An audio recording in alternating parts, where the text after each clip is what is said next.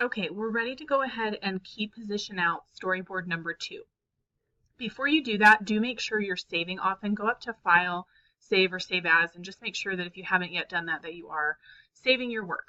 Okay, so storyboard 2, I'm going to click it, make sure that blue highlight is surrounding that image, and I'll go to Key Positions from the tab at the top.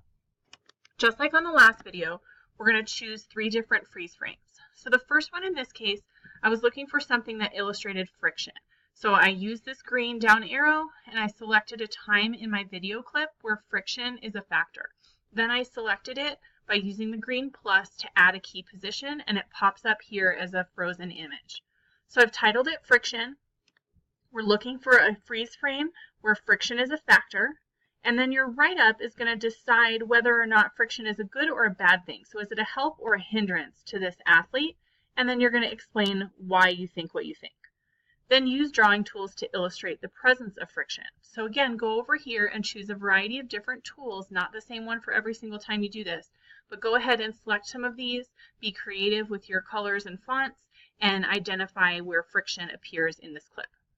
The next one is rotation.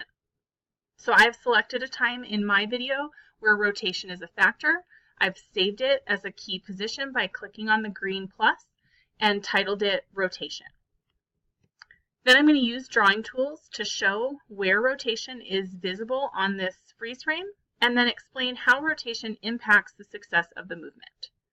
For the third and final key position, you get to title it whatever you choose to focus on. So this title will be your choice, and you're going to choose anything that we have not yet discussed in the project. So any factor that we haven't discussed already. So it can't be gravity or joints or anything else that we've talked about.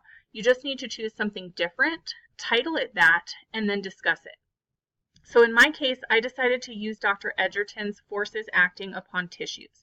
He talked with us about tension, compression, bend, torsion, and shear forces. So I thought that would be a good one to look at in this particular image. So I would write about what I observed, how and why I think this is relevant, how does it affect performance, whatever you think is helpful so that I can understand why you chose this and how it influences the outcome of this movement. And then as always, use drawing tools to illustrate. Once that's finished, you're done with storyboard 2.